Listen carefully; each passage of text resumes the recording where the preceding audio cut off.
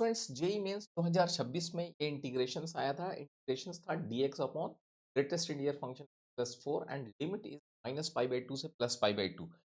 देखिए इस क्वेश्चंस को कैसे सॉल्व किया जा सकता है। इस क्वेश्चन को सॉल्व करने के लिए फर्स्ट मैं ये आपको यहाँ किनारे रख देता हूँ और फिर मैं अब आपको इस क्वेश्चंस को सॉल्व करके दिखाता हूँ कि ये क्वेश्चंस कैसे सॉल्व होगा।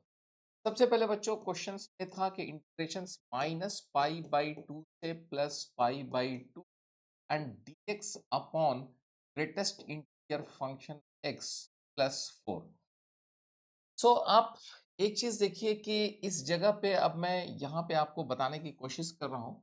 लेट्स सी अगर ये मेरा x एक्सिस होता और ये x की लिमिट माइनस पाई बाई 2 से प्लस पाई बाई 2 है, यानी कि यहाँ पे मेरा जीरो है, यहाँ पे मेरा माइनस पाई बाई 2 है।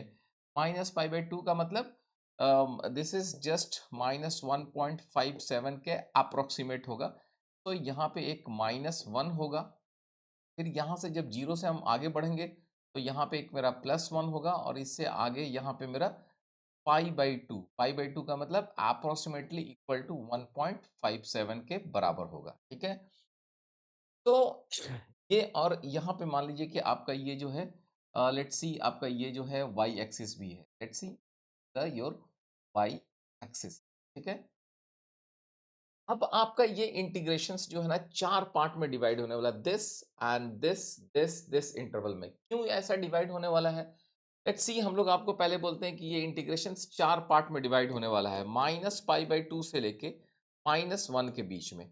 देन इसके बाद ये इंटीग्रेशंस डिवाइड होने वाला है माइनस 1 से लेके 0 के बीच में। फिर ये इंटीग्रेशंस डिवाइड होने वाला है 0 से लेके 1 के बीच में।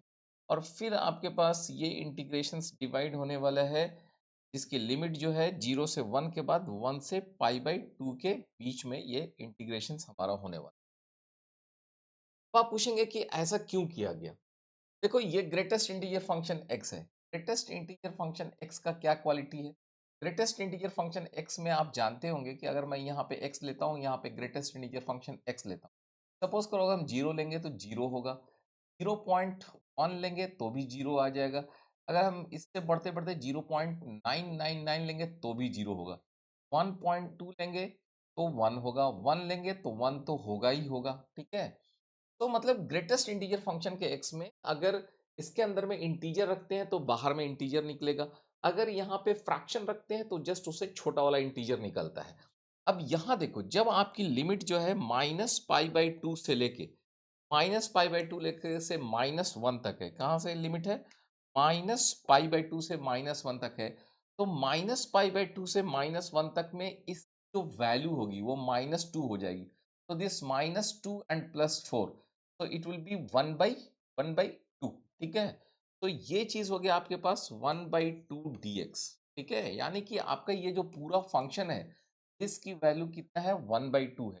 यानी यहां से लेके यहां तक की वैल्यू जो है जस्ट जो है 1/2 के बराबर है। ओके, ये हाइट जो है 1/2 के बराबर है। अब माइनस 1 से 0 तक जाइए, तो माइनस 1 से 0 तक जब जाएंगे तो इसकी वैल्यू माइनस 1 से 0 तक में इसकी वैल्यू जो है माइनस 1 हो जाएगी। माइनस 1 प्लस 4 मतलब ये 1/3 हो जाएगा। ठीक है, यहाँ पे 1/3 dx, यानी कि अब इसकी वैल्यू जो है यहाँ से लेके यहाँ तक में यहाँ पे 1/3 हो चुका है। ओके, यू विल फाइंड के माइनस यहाँ पे माइनस पाई बाई टू से लेके जो है माइनस 1 तक इसकी वैल्यू माइनस 1 थी।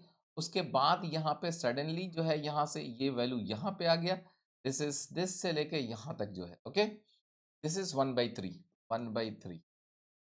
अब आप चलिए जीरो से लेके 1 तक, जीरो से लेके 1 तक इसकी वैल्यू जीरो होगी।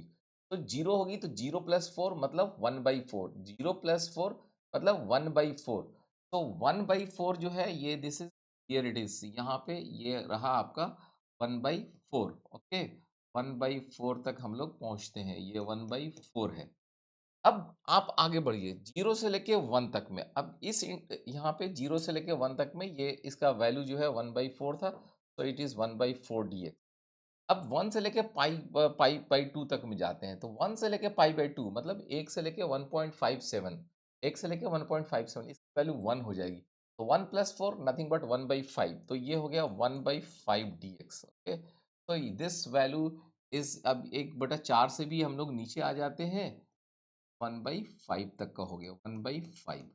अब बेसिकली मुझे क्या करना है, इस जगह पे बेसिकली मुझे ये एरियाज़ निकाल लेना है। ये एरिया, ओके, ये एरिया, ये एरिया, ये एरिया। ये सब एरिया क्या है? एक रेक्टेंगल टाइप का चीज़ का एरिया है। तो आप देखो जो है ना, पहले वाले का जो एरिया क्या होगा?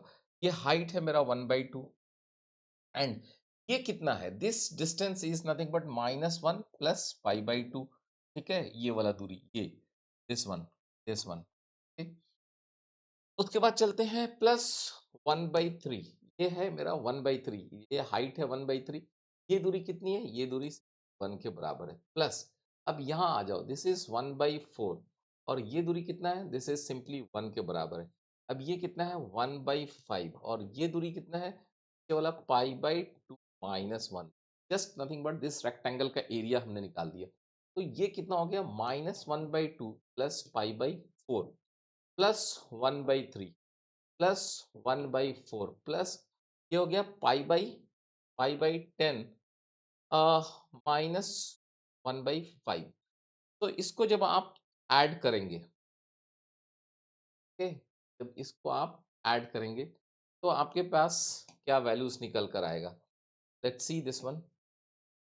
अब ये देखो, पाई/10 और पाई/4, पाई/10 प्लस पाई/4, ठीक है? ये नथिंग बट यहाँ पे 20 हुआ, 10 से भाग देते हैं 2 प्लस 5, दिस मच पाई, यानी कि ये हो गया आपका 7 पाई/, तो यहाँ देखो 7 पाई/20 वाला जो आंसर होगा, 7 पाई/20 minus 11/30, this will be the result, okay? This way you can solve this question area का कंसेप्ट लेते हुए, क्योंकि integration is nothing but what? Integration is nothing but the area under curve. Integration is nothing but area under curve. इस concept को अगर आप use करते तो ये क्वेश्चन बहुत ही अच्छे तरीके से सॉल्व हो सकता था। तो होप के ये क्वेश्चन आपको अच्छा लगा होगा। अगले क्वेश्चंस में फिर मिलते हैं। Thank you.